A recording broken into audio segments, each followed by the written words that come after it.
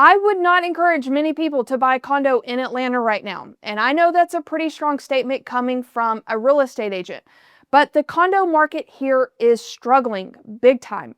Right now, condos are taking more than twice as long to go under contract as single family homes. And there's about 8 months of condo inventory sitting on the market. If you don't know what that means, basically there are a ton of condos for sale and not nearly enough buyers buying them. But that's not even the part that worries me the most.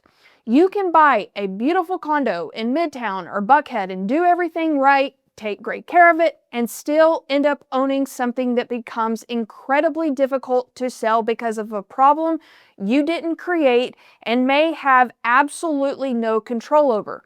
Your HOA fee could jump. You could get hit with a $10,000 special assessment. The building could develop a problem that makes financing difficult for your future buyer. And if you're thinking, worst case scenario, I'll rent it out, your HOA may not even allow you to do it. Now, let me say this. I don't think condos are wrong for everybody. In fact, I sold one just a few months ago to someone I think is almost the perfect condo buyer. But there's another type of buyer that I would strongly discourage from buying one right now. And if you're looking at condos because they seem like the affordable way to finally become a homeowner, I really want you to hear this before you buy one. Let's start with resale, because this is where the numbers really tell the story. Single family homes in Atlanta are taking about 18 days to go under contract compared to almost 40 days for condos. And we have about 4 months of supply for houses compared to 8 months for condos. If I'm representing you as a condo buyer, that can actually be great news. We have options. We can look at condos that have been sitting, find the price reductions, and figure out which sellers are motivated and potentially negotiate a really good deal. The problem is that one day you become a seller. So if you're buying a condo and think, I'll live here for 2 or 3 years, I'll build some equity, and then I'll sell it, I would be very careful with that plan right now. Maybe it works out perfectly, but I would not go into the purchase assuming it will. There are simply too many condos sitting on the market right now for me to tell you that resale in a couple of years is something that you don't need to worry about. And there's another piece of this that I think buyers underestimate: the HOA. Condo HOA fees in Atlanta are up about 12% from this time last year. And I routinely see the monthly fees of $500, $600, $700 or more a month. Now, that money isn't necessarily being wasted. It pays for things like exterior maintenance, insurance on the building, elevators, landscaping, pools, gyms, and all the other amenities. Hopefully, some of that money is also being put away for future repairs for the building. But the number you're paying today isn't necessarily the number you're going to be paying a few years from now. If the HOA is $500 when you buy, I don't just want you to know whether you can afford $500. I want to know whether you're still going to be okay if that becomes $600 or $700, because that's on top of your mortgage, your taxes, and your insurance. And you're going to be paying an HOA fee for as long as you own the condo. But honestly, the monthly HOA increase isn't even the expense I worry about the most. It's a special assessment. If you've never owned a condo, a special assessment is basically an extra bill that gets passed along to the owners when the building needs something expensive and there isn't enough money saved to pay for it. Maybe it's a roof, maybe it's the elevators, maybe there's a plumbing problem, water damage, or some type of major repair. Whatever it is, the owners have to pay for it. That fee gets passed down to owners. Maybe your share is $5,000, maybe it's $10,000, and I will tell you it can be more depending on what happened. Sometimes you can pay it over time in monthly fees on top of your HOA fee. Sometimes you have to pay it all at once, but either way, that money has to come from somewhere. And this is why I get nervous when someone is spending almost every dollar they have just to buy the condo. If you close with almost nothing left in savings, and 6 months later, you get a $10,000 bill from the HOA. What are you going to do? That's also why I care as much about the financial health of the building as I do about the actual condo. I want to know whether the HOA has money saved. I want to know if there have been any recent special assessments or if there is another one being discussed. I want to know if there are major repairs coming or problems with the building's insurance, because you can renovate a dated kitchen. You cannot personally fix an HOA that doesn't have enough money saved. And problems with the building can create another issue that a lot of buyers don't even realize exists: financing. When you finance a condo, the lender is not just looking at you and whether you can qualify for the mortgage. They also look at the condo building itself. If there are certain problems with the building, getting traditional financing can become very difficult. Think about what that means when you eventually become the seller. You have a beautiful condo, you find a buyer who loves it, you negotiate the deal, and you go under contract. The buyer qualifies for their mortgage, but then the lender starts looking at the condo building and finds a problem. Suddenly, your deal could be in jeopardy because of something that has absolutely nothing to do with your individual unit. Let me give you an example of this. I know of one community in Buckhead where some owners enclosed their balconies and turned them into sunrooms. Well, a few years ago, one of those sunrooms collapsed. Those balconies were never designed to support that kind of weight, and structural problems eventually became a major issue over there. Now, that community can no longer qualify, so a buyer buying over there cannot qualify for traditional financing because lenders qualify the entire building and community as having structural issues.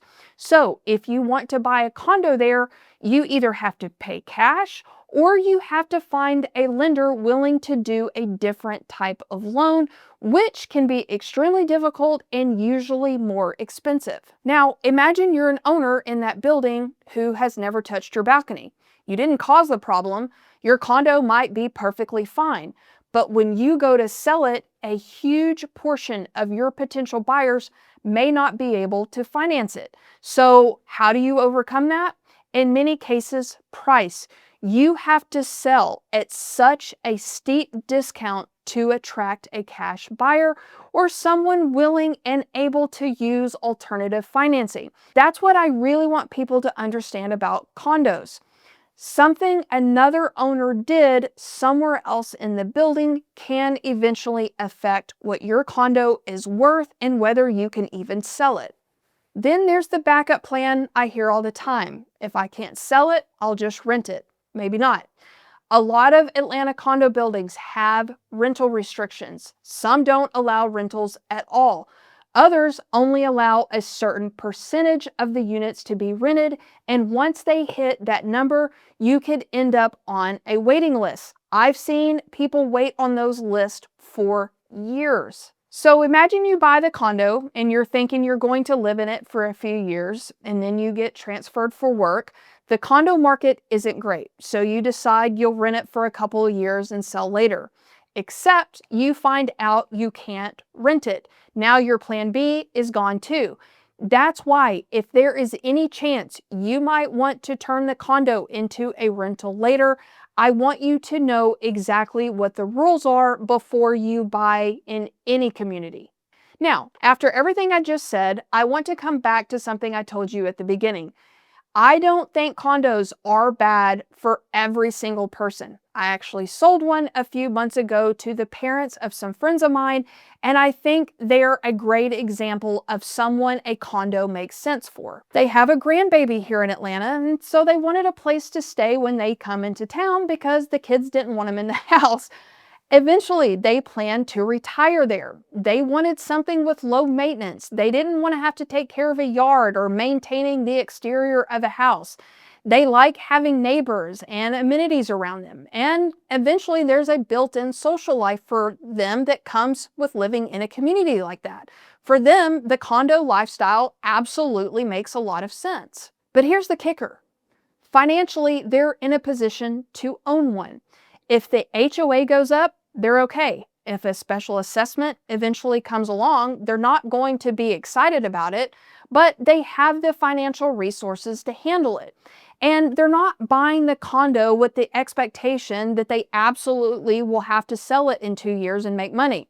They can own it for a long time and they plan to. I just want you to be financially prepared for what comes with it. I want you to have money left in the bank after closing. If the HOA is $500 today, I want to know that you're still comfortable if it becomes $600 or $650 later.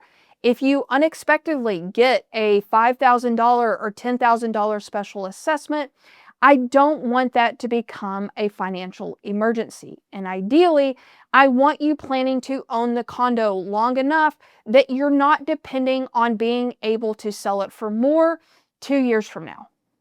The buyer I worry about the most is the first-time home buyer who has saved and scraped together every dollar they have and is looking at a condo simply because they think it's the cheapest way they can get into the real estate market.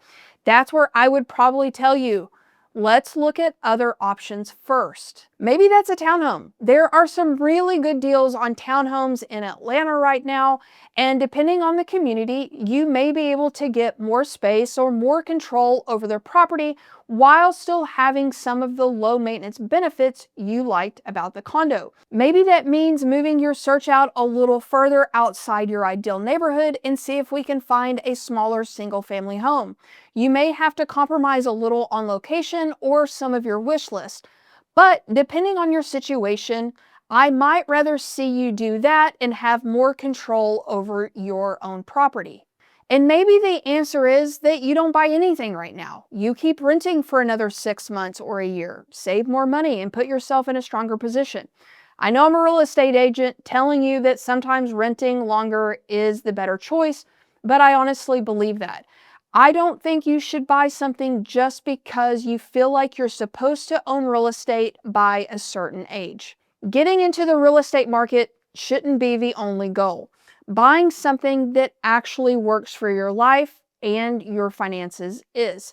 I would much rather see you buy a year later with money left in the bank than rush into something today that you can technically afford to buy, but you may not be financially prepared to own. If I have not completely scared you off and you are thinking about buying a condo in Atlanta and you want to help figuring out whether that even makes sense for you, reach out to me. This is my cell phone number and my contact information is in the description below. And hey, if you like this video, go check out this next one. I explain what you should buy based on your income. I hope to see you over there.